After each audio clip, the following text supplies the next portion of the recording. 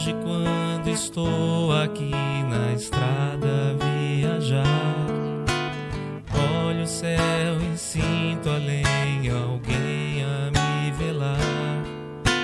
Sinto a luz que vem do céu e lembro que passou. Esse alguém há muito tempo o céu também olhou. Se eu conheço o cristianismo, tenho nova luz. Se hoje há o espiritismo, revive Jesus. Foi um homem que era Saulo e Paulo renasceu. Divulgou o evangelho e o mundo percorreu. Espíritas, vamos seguir com Paulo e a verdade, divulgar o evangelho a toda a humanidade. Se o cansaço e a dor do mundo ao corpo te ferir, olha ao céu e lembra Paulo a velar por ti. Espíritas, vamos seguir com Paulo e a verdade, divulgar o evangelho a toda a humanidade. Se o cansaço e a dor do mundo ao corpo te ferir, olha ao céu e lembra Paulo a velar por ti.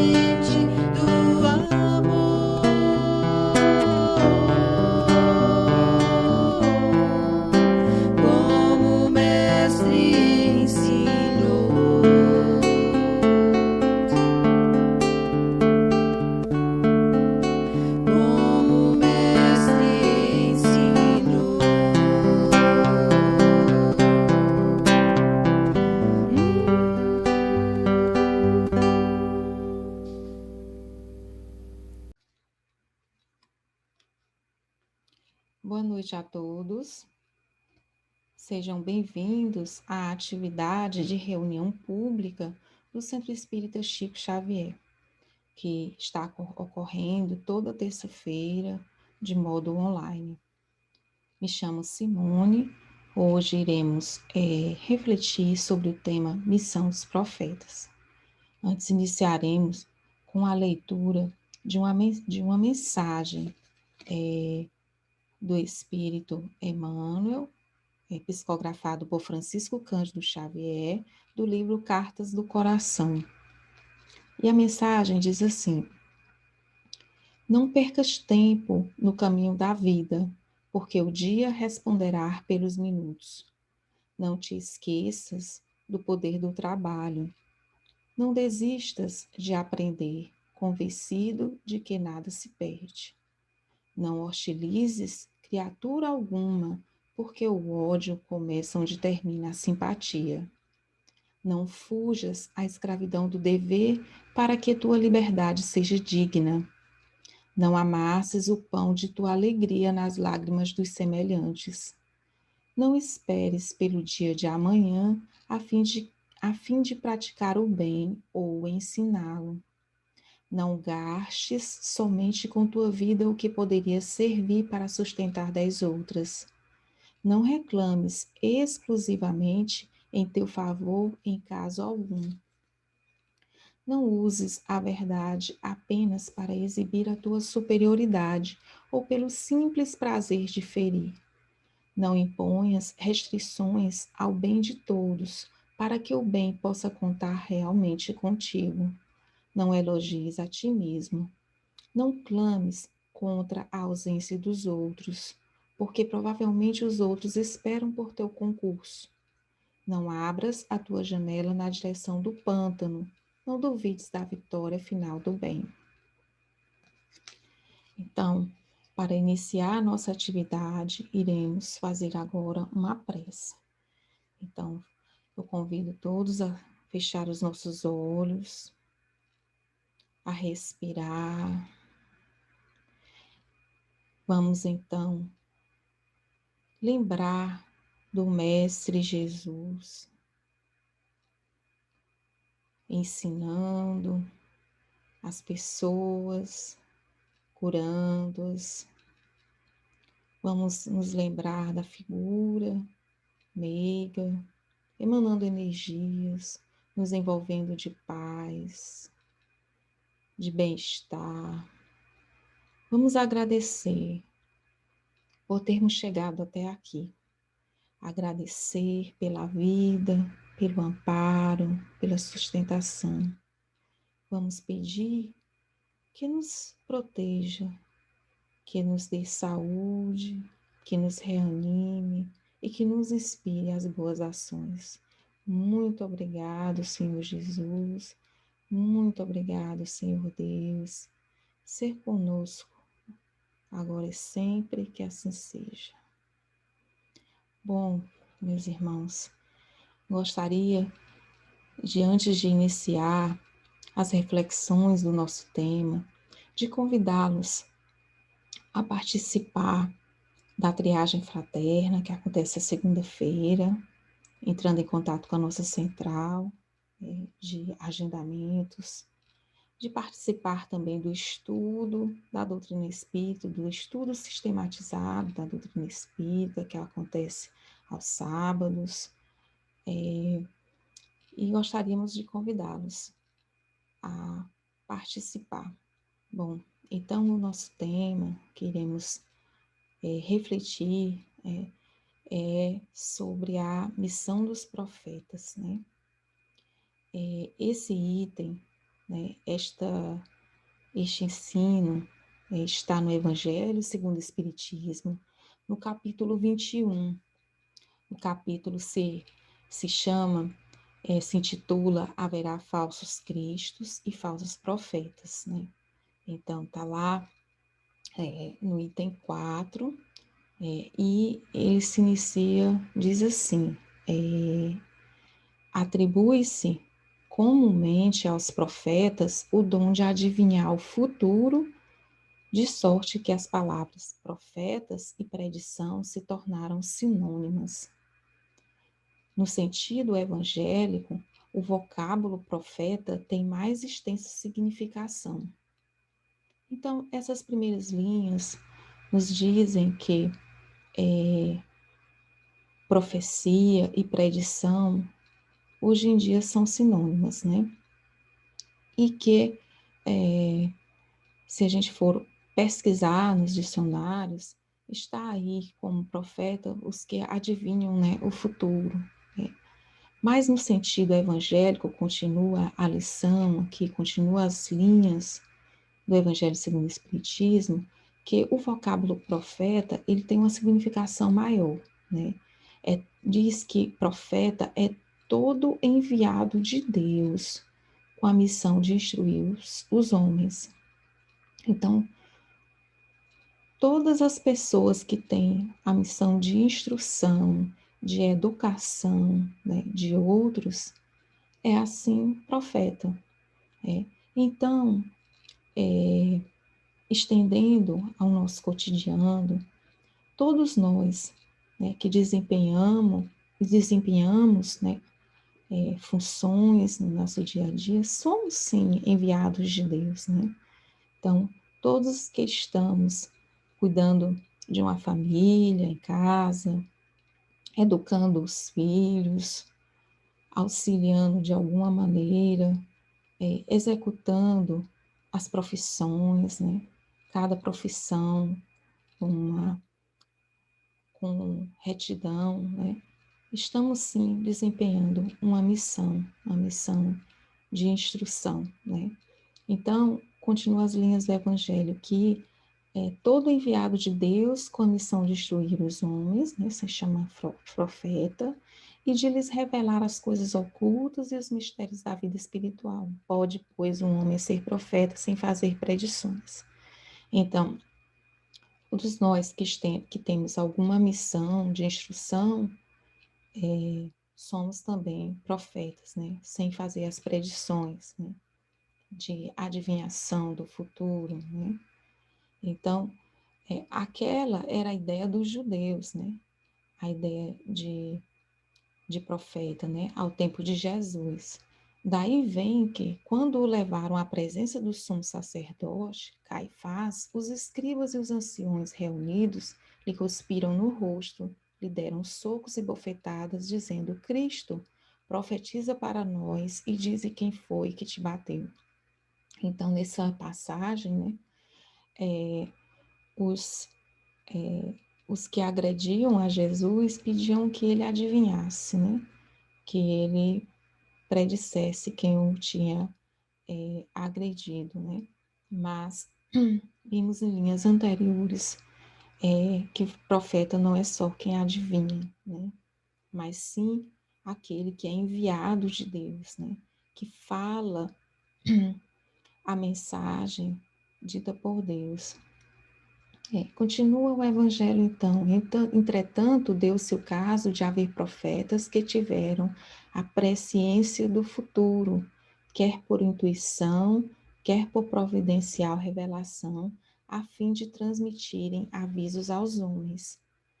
Então, também há os profetas que, antes de Jesus, depois de Jesus, que fizeram, sim, por intuição ou por revelação, né, a presciência do futuro. Então, se a gente buscar o livro da Gênesis, Allan Kardec, né, de Allan Kardec, lá tem um item, né, que explica a presciência, né? Tendo-se realizado os acontecimentos preditos, o dom de predizer o futuro foi considerado como um dos atributos da qualidade de profeta. Então, um dos atributos das qualidades de profeta seria esse, né, de predizer, mas não são todos os atributos, né? O principal é ser um enviado de Deus para a instrução dos homens, né? E aí a gente tem que refletir sobre qual é a missão, né, do profeta. Missão, se a gente for pesquisar, missão é um compromisso, né? Pesquisar nos dicionários, missão é compromisso. Então, os profetas, né, têm um compromisso. Compromisso com quem? Compromisso com Deus, né? E o Livro dos Espíritos, na pergunta 624, explica qual é o caráter, né, do verdadeiro profeta, né? Então, diz assim, no Livro dos Espíritos, que o verdadeiro profeta é o homem de bem, né? É um homem de bem, ele é inspirado por Deus, né? Podeis reconhecê-lo pelas suas palavras e pelos seus atos. Então, esse homem de bem, ele é reconhecido pelo que diz e pelo que faz, né? Então, está aqui no Livro dos Espíritos. Então, para estarmos, né, entre os que são e estão, né, nos caminhos que Deus escolheu, temos que melhorar as nossas palavras, que se iniciam no pensamento, então melhorar o nosso pensamento, para que as nossas palavras sejam palavras de crescimento, palavras que são as palavras as melhores possíveis, né? E revisar sempre os nossos atos, né? Avaliar as nossas ações, né, a cada dia, né? Uma sugestão de Santo Agostinho, também está lá no Evangelho segundo o Espiritismo, no Livro dos Espíritos, que a gente deve revisar todos os dias os nossos atos, né? Para daí a gente estar a caminho do bem, né? Reformando o nosso interior. Então, continua lá a característica do verdadeiro profeta, dita aqui no Livro dos Espíritos, na pergunta 624, que impossível é que Deus se sirva da boca do mentiroso para ensinar a verdade, né? Então, o verdadeiro profeta, ele é uma pessoa que pratica o bem, que pratica a caridade, que suas palavras são palavras úteis e que seus atos sejam atos de bondade, né? Porque Deus não ensina a verdade, né? Através de,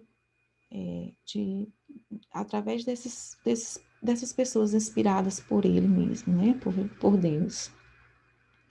A pergunta 622 do Livro dos Espíritos coloca assim: confiou Deus a certos homens a missão de revelarem a sua lei, né? E aí a resposta dos espíritos superiores é que, indubitavelmente, né, em todos os tempos houve homens que tiveram essa missão, né, missão de revelar as leis divinas. São espíritos superiores, né, que encarnam com o fim de fazer progredir a humanidade. Então, são espíritos mais evoluídos, né, que estão ali para ensinar, né, instruir, né, o que Deus quer de nós, né? Então, os profetas, né, é colocado aqui no Livro dos Médiuns que esse dom da profecia, o dom da mediunidade, né, que na verdade os profetas eram médiuns, são médiuns, né? Todos somos médiuns com algum grau, em algum grau, está lá descrito no Livro dos Médiuns. Então, o dom da mediunidade, ele é tão antigo quanto o mundo, está descrito no Livro dos Médiuns, né? Os profetas, eles eram médiuns, né? A palavra não existia ainda, né? A palavra médiuns só foi colocada no século XIX, né, por Kardec, né? Então, os mistérios de Eleusis se fundavam na mediunidade. Os caldeus, os assírios tinham médiuns, né, esses povos antigos. Sócrates era dirigido por um espírito que lhe inspirava, né, os admiráveis princípios de sua filosofia. Ele lhe ouvia a voz. Todos os povos tiveram seus médiuns, né? Está lá no Livro dos Médiuns, né? Então, quais são ainda, no Evangelho quais são as características, né, do verdadeiro profeta, né? No item 9 do Evangelho, coloca assim: julgais que Deus seja menos prudente do que os homens, né?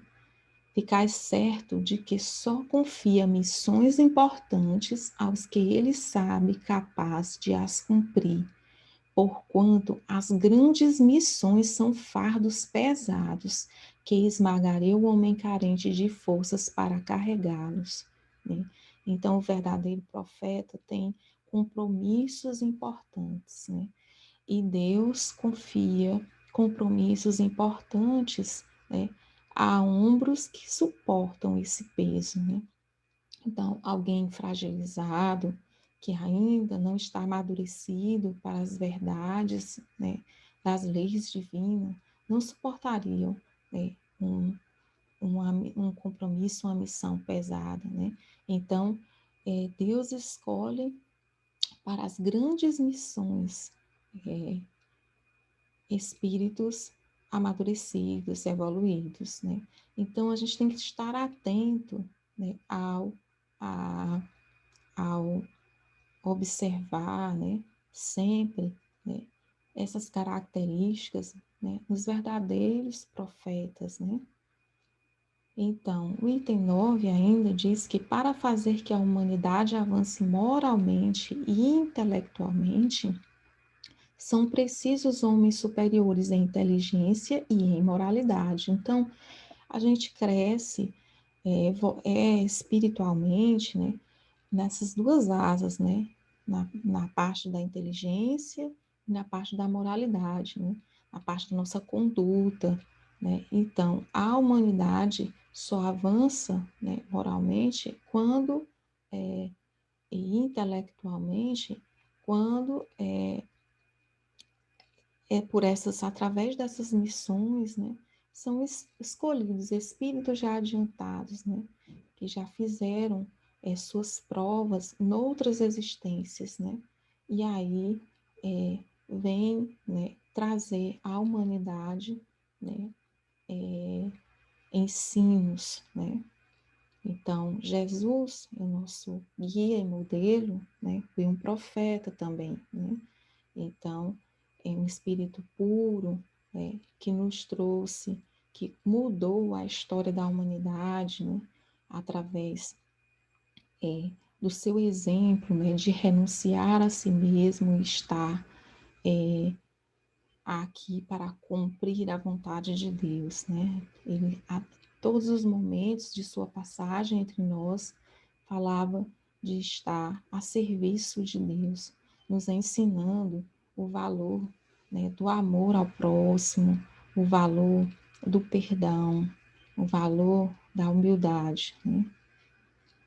Então, o Evangelho, segundo o Espiritismo, no item 9, né, uma mensagem de Erasto, diz assim, que o verdadeiro missionário de Deus tem de justificar pela sua superioridade, pelas suas virtudes, pela grandeza, pelo resultado e pela influência moralizadora de suas obras, a missão de que se diz portador. Então, é importante que a gente observe que o verdadeiro, o homem de bem verdadeiro, ele é superior pelas suas qualidades, pelas suas virtudes, né? Pela influência do que se faz, dos seus atos, né? Não é só pelas palavras, e sim pela sua conduta, né? De como ele, de como a pessoa vive o seu cotidiano, né? Continua a mensagem, né? Tirai também esta outra consequência. Se pelo seu caráter, pelas suas virtudes, pela sua inteligência, ele se mostra abaixo do papel com que se apresente, ou da personagem sob cujo nome se coloca, mais não é do que um histrião de baixo estofo que nem sequer sabe imitar o modelo que escolheu.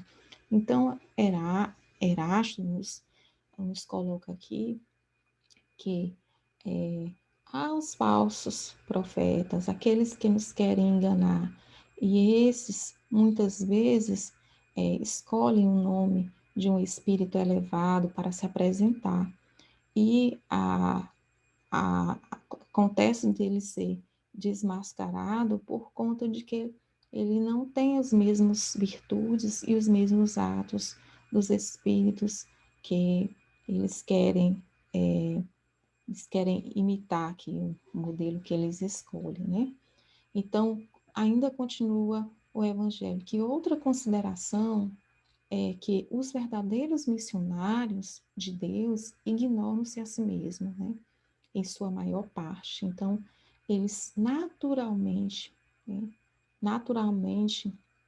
trazem, né, a sua, executam, né, aquilo que Deus quer deles, né, instruem aos outros, aos homens, né, e fazem isso de uma forma tão natural que eles mesmos não sabem disso, né? Desempenham a missão a que foram chamados pela força do gênio que possuem, né? Diz aqui as linhas do Evangelho, secundado pelo poder oculto que os inspira e dirige a seu malgrado, mas sem desígnio premeditado. Então, não premedita, age naturalmente, né? São chamados por uma força maior que os inspira, né? Que é Deus, né?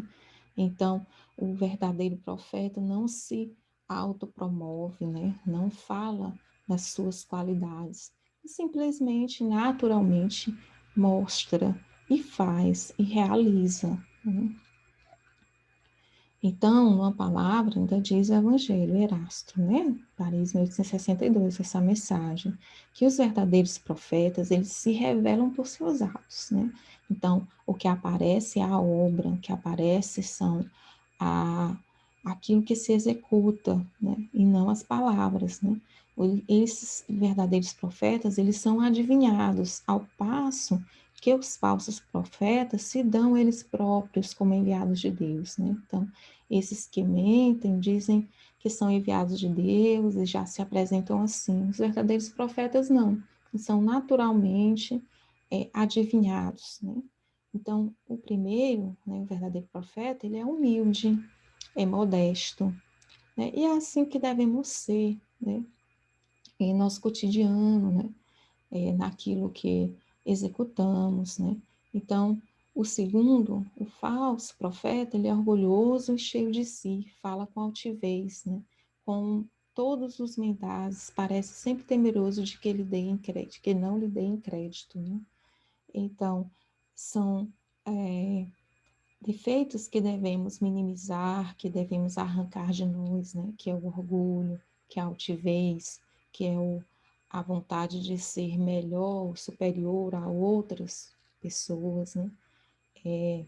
Devemos estar nas fileiras dos verdadeiros, né? Pessoas de bem, profetas, né? Entre aqueles que desempenham suas atividades de maneira humilde e modesta, né? João, na epístola versículo 4 e 1, João 1, diz assim: Meu bem-amados, não creais em qualquer espírito, experimentai se os espíritos são de Deus, porquanto muitos falsos profetas se têm levantado no mundo, né? Então, chama a atenção para que a gente possa se perguntar, avaliar, né? Aos espíritos, às pessoas, se elas são de Deus, né? Então, os fenômenos espíritas, isso está no Evangelho também, né, no item 7, eles não abundam, longe de abundarem os falsos cristos, os falsos profetas, né, como algumas pessoas apraz dizer, golpe mortal desferem neles. Não peçais ao Espiritismo prodígios nem milagres, porquanto eles formalmente declaram que não os opera. Então, o Espiritismo não opera milagres, né? Não opera prodígios, né? Então, tudo é explicado através das leis naturais, né? Das leis divinas. Então, do mesmo modo que a física continua o evangelho, a química, a astronomia, a geologia revelam as leis, né, do mundo material, o espiritismo ele revela outras leis, né, desconhecidas, as que regem as relações do mundo corpóreo com o mundo espiritual. Então, o Espiritismo revela esse conhecimento, essas relações do mundo corporal com o mundo espiritual. Leis que, tanto quanto aquelas outras da ciência, são leis da natureza, né? São explicadas, né? Então, facultando a explicação de certa ordem de fenômenos incompreendidos até o presente. Ele destrói o que ainda restava do domínio do maravilhoso, né? Então, o Espiritismo vem explicar, né, esses fenômenos, né, que são leis da natureza. Então, que é importante se sentir-se tentado, né, a lhe explorar em proveito próprio os fenômenos, né, fazendo-se passar por messias de Deus, não conseguiria abusar por muito tempo da credulidade alheia e seria logo desmascarado, né? Então, não se consegue, né, explorar em proveito próprio esses fenômenos, né, se passar por messias de Deus, né, não se consegue abusar disso muito tempo, né. Aliás, continua o Evangelho, como se tem dito, tais fenômenos por si sós nada provam. A missão se prova por efeitos morais, o que não é dado a qualquer um produzir. Então, a missão, né, o verdadeiro profeta, ele se prova por efeitos morais, pela conduta, né, pelos atos, né, e não só por, por uma produção, por uma simples palavras ou um simples fenômeno, né? Esse é um dos resultados do desenvolvimento da ciência espírita, pesquisando a causa de certos fenômenos, né? Está lá no Evangelho. De sobre muitos mistérios levanta ela o véu, né? Só os que preferem a obscuridade, a luz, têm interesse em combatê-la, mas a verdade é como o sol, dissipa os mais densos nevoeiros, né?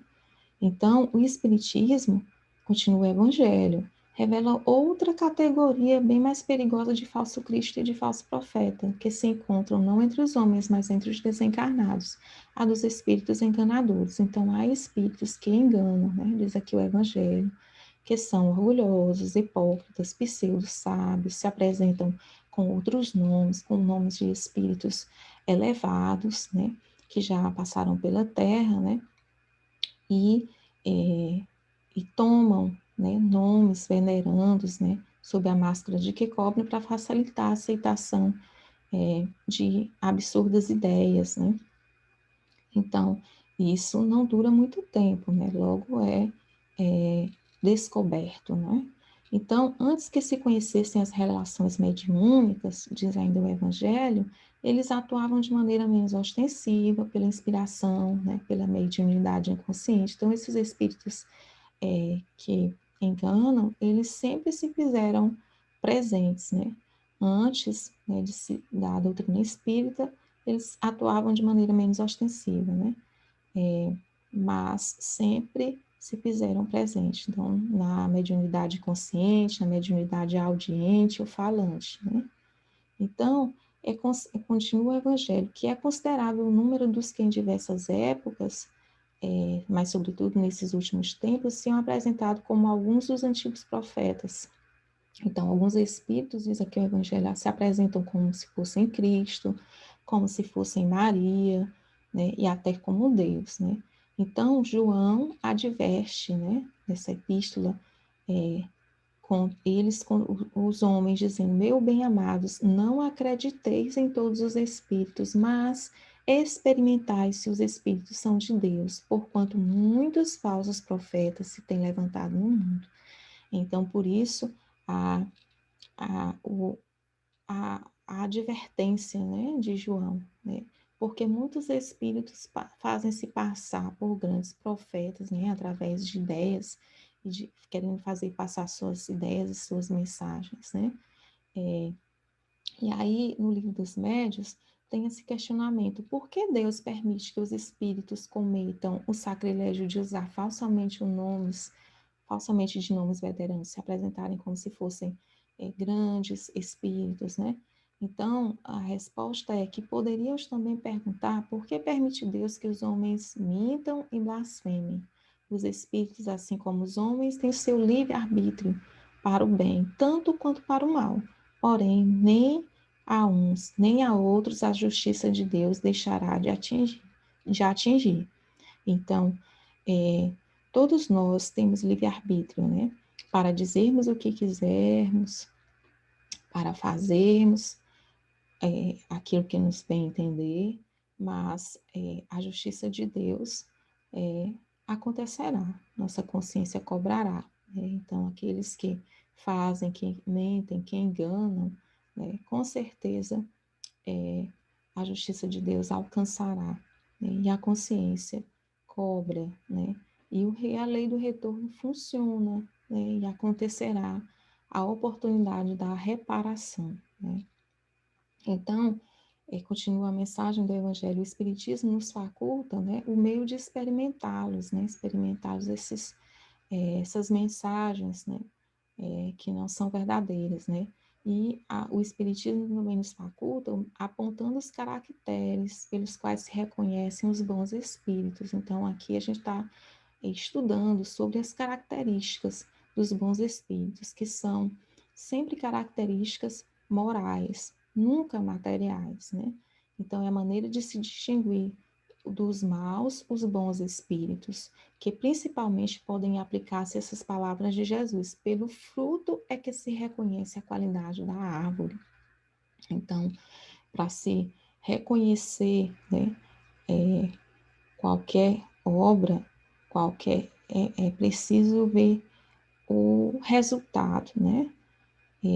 Para se saber a qualidade, né, daquele que fala, daquele que tenta ali colocar suas ideias, né? Então, uma árvore boa não pode produzir maus frutos, né? E uma árvore má não os pode produzir bons. Julgam-se os espíritos pela qualidade de suas obras. Então, a gente tem que estar atento a nós mesmos também, para não é, é, sermos essa árvore que produz maus frutos, né? Então, para termos bons frutos, é preciso olharmos para nós mesmos, né? E aí observar os nossos pensamentos, as nossas palavras, os nossos atos, né? Porque aí a gente vai poder discernir os bons espíritos dos espíritos dos maus profetas, dos falsos profetas, mas é importante que a gente possa também não fazer o papel de falso profeta, né? Mudar a nossa vida, né? Os nossos atos, para que a gente dê testemunho de ser uma pessoa que pratica o bem, né? Que é um ser do bem, né? Que é um bom espírita, que é um bom cristão, né? Então, continua a mensagem do Evangelho, né, desse capítulo sobre os falsos profetas. Se vos disserem o Cristo está aqui, não vades, ao contrário, tende-vos em guarda, porquanto numerosos serão os falsos profetas, né? Então, não vedes que as folhas da figueira começam a branquear? Não vedes os seus múltiplos rebentos aguardando a época da floração? E não vos disse o Cristo, conhece-se a árvore pelo fruto? Se, pois, são amargos os frutos, já sabeis que má é a árvore. Se, porém, são doces e saudáveis, direis, nada que seja puro pode provir de fonte má. Então, continua reforçando aqui nesse item, né, a questão da gente saber reconhecer, né, qualquer espírito, qualquer obra, qualquer pessoa, através dos resultados das obras, né? É assim, meus irmãos, que deveis julgar, são as obras que deveis examinar, né? Então, olhar as obras, olhar o que resultado traz, né? Se os que se dizem investidos de poder divino revelam sinais de uma missão de natureza elevada, isto é, se possuem no mais alto grau as virtudes cristãs e eternas, que é a caridade, o amor, a indulgência, a bondade, que são virtudes que devemos praticar, né, que as instituições devem trazer, né? Caridade, amor, indulgência e bondade são os bons frutos que vai conciliar os corações, né? Sem apoio das palavras, apresentam os atos, podereis então dizer, estes realmente são enviados de Deus. Então, os enviados de Deus têm naturalmente caridade, amor, indulgência e bondade, né? Trazem mensagens que consolam, né? Concilia, né, os corações, né? Então, a gente deve, diz assim o Evangelho, desconfiar das palavras melífluas, né? Das palavras doces, né? Desconfiai dos escribas e dos fariseus que oram nas praças públicas vestidos de longas túnicas. Desconfiai dos que pretendem ter o monopólio da verdade. Então, aqueles que dizem que são donos da verdade e que as práticas são exteriores, a gente precisa estar atento, né? Então, não, o Cristo não está entre esses, porquanto os que ele envia para propagar a sua santa doutrina e regenerar o seu povo serão, acima de tudo, seguindo-lhe o exemplo, brandos e humildes de coração. Então, essa característica que devemos cultivar, a brandura, a calma, a serenidade em nosso lar, em nosso local de trabalho, com os nossos colegas, com todos, né? A brandura e a humildade de coração, né? Então, continua o Evangelho, os que ajam com os exemplos e conselhos que prodigalizem de salvar a humanidade que corre para a perdição e pervaga por caminhos tortuosos, serão essencialmente modestos e humildes, né? Então, aqueles que aconselham para o bem, né? Que aconselham para os caminhos retos, né? Esses é quem estão nas fileiras do Cristo, né? Então, de tudo que revele um átomo de orgulho, né? Então, fugir. Então, a gente deve fugir do orgulho, né? De querer ser superior ao outro, né? De como uma moléstia contagiosa que corrompe tudo que toca, o orgulho. Lembrai-vos de que cada criatura traz na fronte, mas principalmente nos atos, o cunho de sua grandeza ou de sua inferioridade. Então, a gente traz naquilo que a gente faz, né? A nossa grandeza ou a nossa inferioridade. Então, a gente deve caminhar, né? Sem tergiversações, diz aqui o Evangelho, né? Sem pensamentos ocultos, na rota bendita que tomaste, né? Ide, sem temor, afastai cuidadosamente tudo que vos possa entravar a marcha, né? Para o objetivo eterno. Então, o que entrava a nossa marcha? O orgulho, é o egoísmo. Isso entrava a nossa marcha, né? Então, aquilo que nos faz andar para frente, né? Como os bons, né? Como os bons profetas, né? São as virtudes que Cristo nos trouxe, que nos ensinou a renúncia, nos trouxe ensinou-nos a amarmos uns aos outros, né? Isso nos faz evoluir, né? Então, o Evangelho continua, viajores, só por pouco tempo mais estarei nas trevas e nas dores da provação, né? Todas as provações, elas são passageiras, né? Então, se a gente abrir nosso coração a essa suave doutrina, que vos revelar as leis eternas e satisfazer a todas as aspirações de vossa alma acerca do desconhecido. Então, a doutrina espírita nos traz a mensagem de que somos espíritos eternos, que a morte desapareceu, que dá lugar a um novo anjo, né, que conhecemos, que é um novo encontro, uma nova reunião, está aqui na mensagem, de que a morte não existe, que somos espíritos eternos. Então, temos que ir galgando essa evolução moral, evolução espiritual, né, através dessas virtudes aqui discutidas, né, que Jesus nos ensinou, né.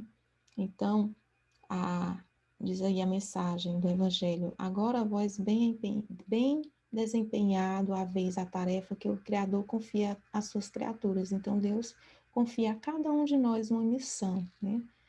E aí, nada mais tende de temer da sua justiça, pois Ele é Pai e perdoa sempre aos filhos transviados que clamam por misericórdia, né? Então, a cada um de nós temos o compromisso, né? Deus nos chama, Jesus nos fortalece, né? A desempenhar, né? Esse compromisso, a realizar, né? O que Deus quer de nós, né? E que Ele perdoa sempre, né? E a gente precisa confiar, né, em Deus sempre, de que as provações, elas vão ocorrer e que, fortalecidos por Jesus, iremos caminhar, né, em lugares mais seguros, né, pela mão de nosso Senhor Jesus Cristo, né. Então, a mensagem continua, a mensagem de São Luís, e diz: continuai, portanto, a avançar incessantemente, seja a vossa divisa a do progresso contínuo em todas as coisas, até que finalmente chegueis ao termo feliz da jornada, onde vos esperam todos os que vos precederam, né? Uma mensagem aqui de apoio, que a gente deve avançar sempre, né? Avançar em quê? Na conquista dos bens morais, né? Na conquista de praticarmos aquilo que já sabemos que devemos fazer, né? E terminando aqui, né, esta reflexão, né, espero ter contribuído, né, com essa reflexão, e trago aqui no final uma mensagem que está em São Lucas, né, que diz assim, que Jesus falou, né, aquele que se eleva será rebaixado, e aquele que se humilha será elevado, né? Então, que possamos ter sempre na mente, né, as mensagens cristãs, né, de crescimento, para que possamos contribuir para a transformação da humanidade, né, através, por meio de iniciarmos essa transformação em nós mesmos, né? Então, gostaria de agradecer aqui a atenção de vocês e vamos terminar com uma prece, né? Então, fechemos os nossos olhos, vamos aqui agradecer o amparo e a assistência do alto, dos bons espíritos que amparam esta tarefa da reunião pública. Que Jesus abençoe aos nossos lares, aos nossos familiares, que nos fortaleça aos nossos melhores pensamentos, a reformarmos a nós mesmos, a melhorarmos os nossos atos. Que Jesus esteja sempre conosco, hoje e sempre, que assim seja. Tenham todos uma boa noite e segue então o passe à distância. Nos preparemos para o momento do passe e fluidificação das águas. Coloque um recipiente com água limpa para ser fluidificada. Irmãos, não importa aonde você está, quais as dificuldades que está enfrentando, Jesus está sempre pronto para vir em nosso socorro. Coloque-se de maneira confortável, que lhe facilite a concentração e a receptividade. Respire lenta e tranquilamente. Inspire, expire. Inspire, expire. Encha seus pulmões de ar e solte bem devagar. Deixe que energias de tranquilidade e paz penetrem seus pulmões, circulem por todo o corpo. Sua alma, em harmonia com o corpo, se sente tranquila e em paz. Mentalizemos a passagem de Jesus. Dia claro, os raios dourados do sol iluminam a paisagem alegre de Cafarnaum. Casario branco, trepadeiras multicoloridas e pássaros saltitantes enchem a paisagem de otimismo. A notícia das curas atraía a multidão dos necessitados. Subitamente Jesus aparece, esguio e belo. A túnica desce-lhe até os pés. Ao pôr do sol, todos os que tinham doentes atingidos de males diversos traziam-nos, e ele, impondo as mãos sobre cada um, curava-os. Assim narra o evangelista Lucas. Mentalize Jesus se aproximando de você. Ele impõe as mãos amigas sobre a sua cabeça. Perceba que de suas generosas mãos cai uma cachoeira de águas claras e puras, vindas do seu amor a te banhar.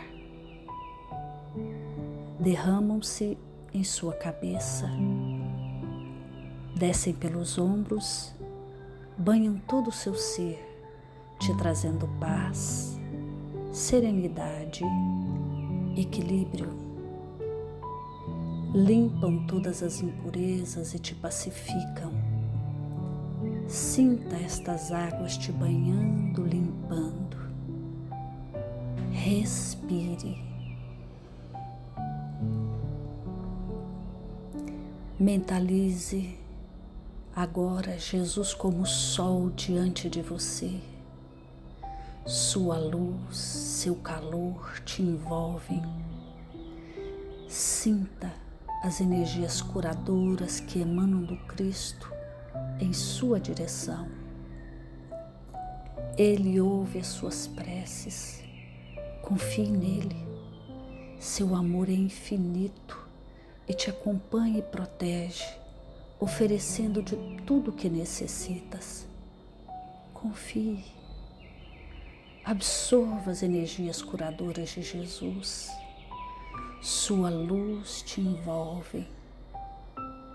Sinta essas energias percorrendo todo o seu corpo.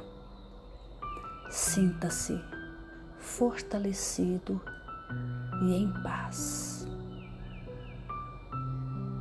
Senhor Jesus, divino amigo, estende as tuas mãos generosas, Senhor, e transforma estas águas em remédio para os nossos males físicos e espirituais. Guarda-nos, Jesus, em sua paz. Estende as vibrações de amor em benefício do meu lar, Senhor. Que aqui possa reinar a paz, a saúde, a tranquilidade. Nós lhe rendemos graças, Jesus. Fica conosco hoje e sempre. Graças a Deus. Faça uso da água fluidificada.